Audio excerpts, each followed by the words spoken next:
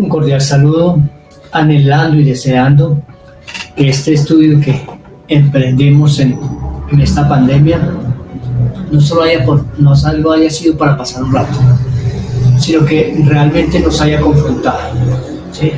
Nos haya llevado a evaluarnos si realmente estamos actuando como hijos de Dios, si realmente nuestras vidas han sido transformadas. En este tiempo que coincidió con la pandemia, nos afectó a todos, a niños, a jóvenes, a adultos, a ancianos, a ricos y a pobres. La palabra del Señor también cumple la misma expectativa. Es llegar, dice que es espada de doble filo, entrar que rompa con toda estructura, no solo de idolatría, de religiosidad, sino con toda estructura que, digámoslo así, que rompa con esos paradigmas mentales que tenemos, ¿sí? Con esos miedos, temores que nos han inculcado, tal vez para que usted permanezca en un lugar o para que permanezca en su hogar.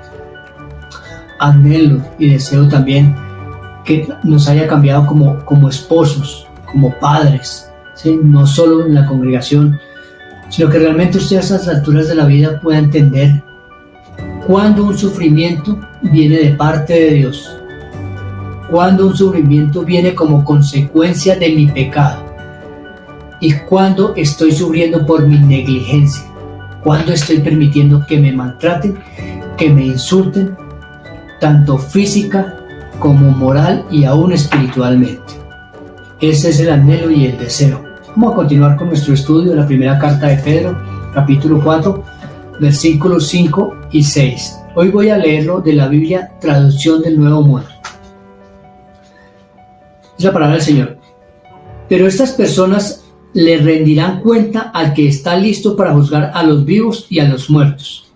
De hecho, es por eso por lo que también se les anunciaron las buenas noticias a los muertos, para que, aunque se les juzgue en la carne desde el punto de vista de los hombres, puedan vivir de acuerdo con el Espíritu desde el punto de vista de Dios. En el versículo 5, ¿a quién se refiere cuando dice rendirán cuentas?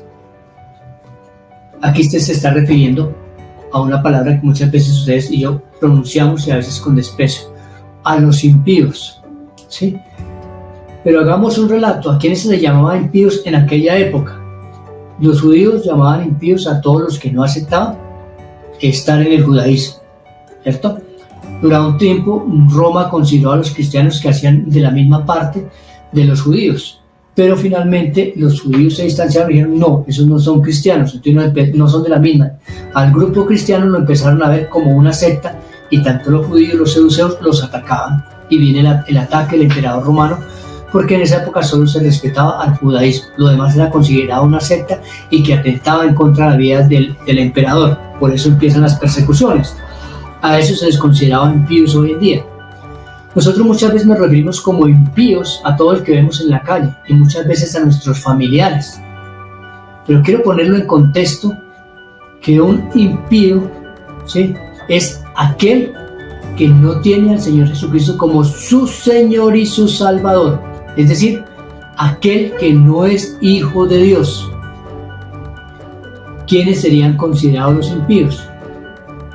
Déjeme decirle, aún aquellos que están en las congregaciones, que van a las congregaciones, algunos que predican, algunos que se dicen ser líderes de una visión, de una misión, pero que están lejos de conocer a nuestro Señor Jesucristo.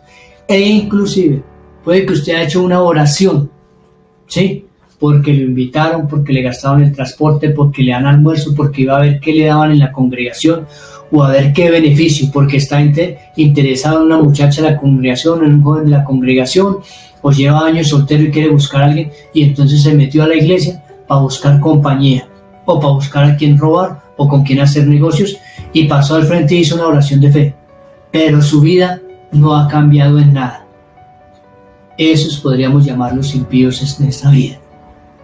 Si usted es uno de esos irresponsables en su hogar, que de los 7 días a la semana, 8 pasa en la congregación y todavía dice por qué su esposa y sus hijos no lo quieren en la casa, porque usted no tiene tiempo para ellos. Si usted es de aquellos que se deja emocionar, le pagaron la quincena, la mensualidad, se fue para la iglesia, allí al calor de la bulla y de los tambores y las emociones suyas, pactó, hizo trato y llegó a la casa sin plata, ¿cómo espera que su mujer lo reciba, que sus hijos lo reciban? Eso no es ser cristiano. Eso es simplemente como si usted hubiera ido donde un brujo para que le diera una medicina que no le sirve. Se dejó emocionar. ¿Qué me quiere decir eso? Que usted no lee la Biblia, que usted no conoce la palabra de Dios, que usted baila al son que le toque y que usted todavía es asmático, es decir, no ha tenido intimidad con Dios. Es para que cambiemos nuestra idea de mirar el impío, porque como muchas veces lo he dicho y vuelvo y se repito, conozco católicos, conozco mormones, conozco testigos de Jehová que tienen un mejor testimonio que aquellos que decimos decir tener la verdad de ir a una iglesia cristiana. Entonces, lo que nosotros nos demanda ser hijos de Dios es nuestro testimonio. Dígame en este tiempo de la pandemia, ¿en qué cambió usted su actitud? Sin ir a la congregación, ¿ha visto a su pastor cuando predica? ¿Canta usted? ¿Adora usted? ¿Ha leído la Biblia? ¿Tiene intimidad con Dios sin estar en un templo? Ahí podemos empezar a mirar. El versículo 6 nos habla también. En Pedro hemos encontrado varias cosas y al final haré un resumen de todo porque es toda una teología y un compendio que tiene Pedro. Vuelve a hablarnos de predicar a los muertos. Dice, de hecho, es por eso por lo que también les anunciaron las buenas noticias a los muertos.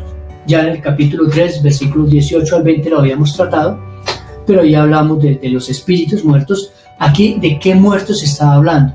Si viene que hay una condenación para los impíos, habla de que a estos que en medio de ese terror, en medio de esas circunstancias que han vivido, se les predicó el evangelio y lo aceptaron. Pero no como nosotros muchas veces por una conveniencia, por la economía, porque la empresa está a punto de quebrar, porque se separó, porque se divorció, porque perdió un hijo, porque perdió el matrimonio, cualquier cosa se mete usted. No, esto lo aceptaron y vivieron a tal punto de estos muertos que nos hablan aquí, es de aquellos que no negaron a su Señor Jesucristo. Les recuerdo nuevamente el contexto de esta carta. Los cristianos están siendo perseguidos por Nerón, no para una visita, sino para matarlos. Aquel que no negaba a nuestro Señor Jesucristo era quemado vivo, quemada su familia, era echado a los leones, era descuartizado, lo que usted no se puede imaginar. Eso es lo que vivía una persona que decía ser cristiana y amaba a su Señor, prefería morir en esas condiciones antes que negar a nuestro Señor Jesucristo. No es como hoy en día. De pronto lo amenazan que lo van a dejar si usted sigue yendo a la iglesia, entonces usted abandona la iglesia y abandona a Jesucristo. Hay algunas congregaciones que hay que abandonarlas, sí, yo estoy de acuerdo, pero nunca podemos abandonar nuestra intimidad con Dios, porque Jesucristo nos compró a precio de sangre, y el que nos haya ido bien o mal en una congregación no tiene nada que ver con nuestro amor a nuestro Señor Jesucristo y conocer la palabra. Entonces le digo, es de estos hombres que están hablando hasta la carta de Pedro y todos los mártires que han habido después del primer siglo hacia acá. Muchos. Déjenme contarles, si usted no lo sabe, y lo invito a que lea la historia de la Reina Valera. Cómo llegó la Reina Valera hasta nuestros días. La primera Biblia en español, ¿sí? A este hombre, Valera, lo sacaron perseguido. Él era un monje, vivía en España, y de allí cuando empezó a traducir la Biblia al español para que la gente la pudiera leer, lo empezó la Santa Inquisición a perseguir de muerte. Tuvo que andar a caballo, en río, a la luz de la vela, ¿sí?